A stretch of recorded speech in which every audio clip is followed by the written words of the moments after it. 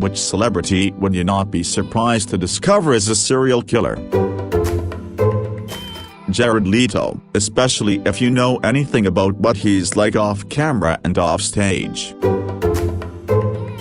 Can't have a post about celebrities being odd or weird, without the big five making an appearance: Cruise, Leto, LaBeouf, Hammer and Paltrow. I say this with all the love and admiration in the world for this man, but Christopher Walken, I mean, if he and Robert Wagner invited you to go on a boat trip with them, you'd be suspicious, right? I can totally picture Jeff Goldblum wearing a strange sweater, matter-of-factly rambling on about the practices behind how to properly dissect and consume a possum, letting out a single chuckle between sentences, all while shoveling dirt onto his 53rd victim, who was alive, gagged and bound with rainbow-colored ace bandages. Kris Jenner, Kardashian's mother, I feel like she would get people killed for doing anything wrong against the girls, or anyone who would sabotage their image. Not the serial killer in the traditional sense maybe, but Woody Allen has made at least 2 movies about men who murder their mistresses and get away with it. Notable because 1, he's a famously autobiographical filmmaker, and 2, being a murderer would be only the 3rd most disgusting thing we've found out about old Woody. I mean, Ellen has got to be high on this list, right? She gave me weird vibes even before all those stories. It's something about her gaze. Fred Armisen, he's so freaking funny, but when you watch him interviewed or hear stories about him, it's hard to see him as anything other than a charming sociopath. I wouldn't even blink if they found out he's a serial killer. I want to say Tom Cruise, but I also don't think he'd be able to get away with it for this long. He's too emotional. Has Marilyn Manson been mentioned yet? According to most of his ex-girlfriends, the man is an absolute psychopath. I suspect he's heavily into the BDSM scene, and all but one of his ex-girlfriends, Dita Von Teese, were not into that scene or knew little to nothing about it. Some of his behaviors went above and beyond the lifestyle, but a good chunk of their complaints stemmed from being forced to participate in BDSM. The Velvet One claims, which being forced into anything you don't want to do sexually is fucked up. I also get the feeling he never even mentioned anything about safe words with them. Also, he has stated that the Manson part of his stage name is based on Charles Manson. So, yay. Gwyneth Paltrow, she seems so knowing and intelligent, and then she sells alkaline water which she drinks every morning with lemon juice. If that isn't the self-absorbed fool just trying to steal money and causing damage, I don't know what is. For her absolutely oblivious disregard for humanity. Yeah, she wins. I'm surprised that Fred Armisen hasn't been mentioned on this post, that I've seen. Anyway, apologies if you mentioned him and I didn't see it. The talks of him being abusive in relationships, X is literally calling him a sociopath. By his own admission, he's said that he's not a great boyfriend or husband, how he can be passive-aggressive, how he gaslights women, cheats on them, generally uses people for his own ends. If it turns out he was just admitting this shit to seem honester and like he has nothing to hide, while really he murders people from time to time, it would be sad but definitely not surprising. I'm not sure why he never gets mentioned for this question, maybe because he's not American, but I have zero doubt Gerard Depardieu has a massive kill count. His characters are usually actively, often violently antisocial. He's buddies with Vladimir Putin. He dropped out of school at 13 and started stealing. He's been arrested for assault and battery, DUI, sexual assault and rape. He's joked about gang raping women in interviews. This list is just the stuff from the past decade. Age 62-72. Just imagine what he got up to when he was younger. Tom Hanks says that nice guy routine perfected so much that he can pretty much ask anybody to come over to his rental house to help move a couch out of the basement and they will just do it, and they will even thank him for the opportunity just before he shocks them with a cattle prod, slices open their skull with a circular saw and eats their brain with a grapefruit spoon. Willem Dafoe loved the guy and his work. He just looks like a reclusive lighthouse hermit that you wouldn't want to ask for lodging from under any circumstance, even if the next closest house was a 20-mile hike. Paul Rudd: I'm fascinated with the idea of Ted Bundy-esque serial killers, people who are charismatic and charming, people who everyone around them says they are a great person. He's always seemed too well put together to me, like his good boy persona is highly choreographed. On the Hot Ones episode with Rudd, I made a comment like that and it received hundreds of likes in a very short amount of time. It was my most popular comment ever. Then those bastards removed it, basically confirming those theories in my eyes. Tom Hanks: it's always the dudes who people go, but he was so nice. He's also been a sheriff, plane captain, astronaut, military officer, and CIA officer, so you know he's got some training, and someone that nice is bound to snap at some point. That guy that plays Homelander in The Boys: I used to say I don't really like Mel Gibson movies. He's too good at playing crazy, and for a long time I said I don't really like Kevin Spacey movies. He's too good at being creepy, and now I say I don't really like watching The Boys. That one guy is too good at being murdery. Not saying I'm always right, but not my first pick, but also one I haven't seen mentioned yet. Tyra Banks: like, she's legit unstable and kinda weird, just call it a gut feeling. Like, if not a serial killer, she definitely has the will and capability to kill someone if she needed or has to for some reason. I would probably get massive hate for this, but Lady Gaga: I love her music, but she gives me this vibe like I'm going to pull out your eyeballs and serve them to rats. Nobody else has said it that I've seen, but I absolutely believe Elon Musk has killed people and pretended it was for research. Tom Hanks: he's just too nice and has too much of a squeaky clean image. That's suspect. It's like the neighbors always being surprised that they're super nice. Friendly neighbor is a serial killer.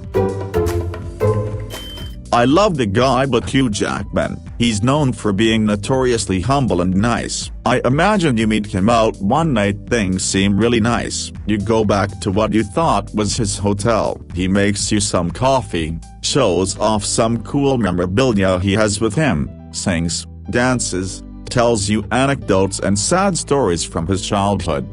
It's low-key and you're having fun, even if it did get weirdly personal. All the while you feel increasingly euphoric, drowsy. Was it the coffee? How long has it been? It seems like hours. You say it's getting late and you're not feeling well. You try to leave, but the door is dead bolted. He just sits and drinks coffee while you try to comprehend what might be happening. Smiling, he says, "Come on, sit down, you drongo. The pot of coffee is going cold. You're being impolite." "No, Hugh, Mr. Jackman, I feel weird, I want to leave." His expression becomes menacing, face red, veins throbbing. "You bloody idiot, why didn't you just sit down? You've made me do this." He scrambles towards you, you try to fight him off, but you're weak from the drugs. You struggle and fall on the floor. The last image before you black out is him above you weeping, both hands around your neck.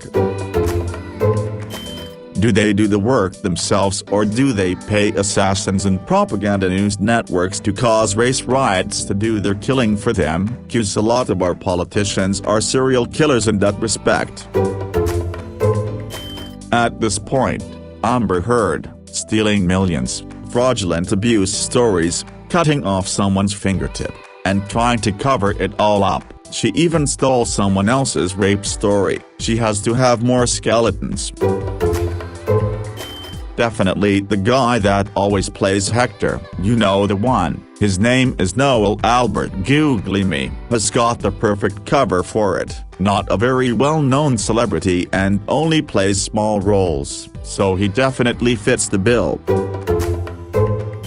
Tom Brady, he's 43 years old and still winning Super Bowls like it's nothing. I wouldn't be shocked if he's performing blood offerings and satanic rituals just to stay young. Only explanation for why he's so damn good at his age. Anthony Hopkins, the dude is a freaking acting chameleon. You have to wonder, with him being a method actor and playing Dr. Lecter, did he experiment? There's something about televangelists. Saw someone mention how Joel Osteen seems to stare into the viewer's soul like he can actually see you, and I immediately thought of Ken Copeland, and what's his name, Robert Pattinson. You know, the guy who looks like he's wearing a deflated corpse on the 700 Club. Although with Joel I get more creeped out by the aerial photo of his property. Every time I see it, it feels like I'm looking at an unmarked cemetery. I wouldn't put it past any of them to have a creepy hidden basement that looks like something out of an Edwin Borsheim home video. Shia LaBeouf, but only after he is cast as a serial killer and takes his method acting too far. Kevin Spacey, do I really need to explain? John Travolta and Tom Cruise, I can see them picking homeless people off the street, letting them loose in some huge Scientology-owned forest and hunting them down, or indeed ex-Scientologists rather than the homeless. It's the sort of thing I can easily imagine Scientology doing. Nicolas Cage, dude intentionally bought and lived in one of the most haunted houses in New Orleans, has a pyramid-shaped mausoleum built for him already next to Maria Laveau's tomb, and I wouldn't be at all surprised if he could dismiss serial murder as character research. I guess Mark Zuckerberg, if I were to ever believe in the funky conspiracy theory that lizard people live among us, the first person I would point fingers at would be him. No offense, I mean, just look at him. The fact that he says the weirdest shit sometimes doesn't help either, but to be honest, I wouldn't have it any other way. Tom Hanks, everyone is so easily disarmed by this guy and he has a charming personality, perfect serial killer cover. Also, when they were digging into the Jeffrey Epstein celebrity list, he got spooked and moved to Greece abruptly. Very sus. Dwayne Johnson, very charismatic and obviously strong, travels the world constantly and is always making his presence known. We all know the best place to hide is in plain sight. With such a high caloric intake, it makes me wonder if he eats the people he kills on his cheat days.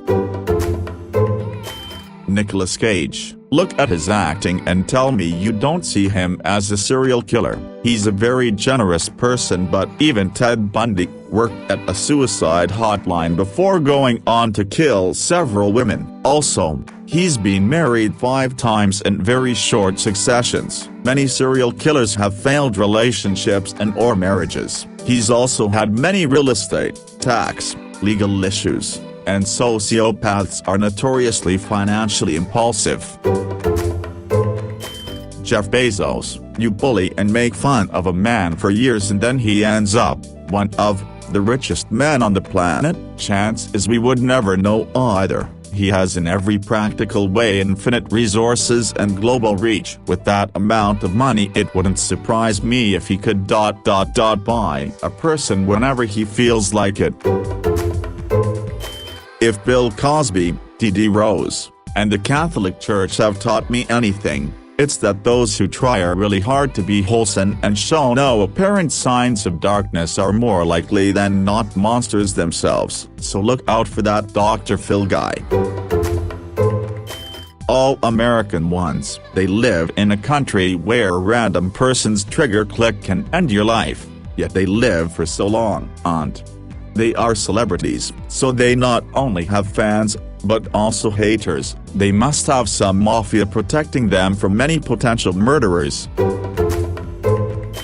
All American ones. They live in a country where a random person's trigger click can end your life, yet they live for so long, and they are celebrities, so they not only have fans, but also haters. They must have some mafia protecting them from many potential murderers.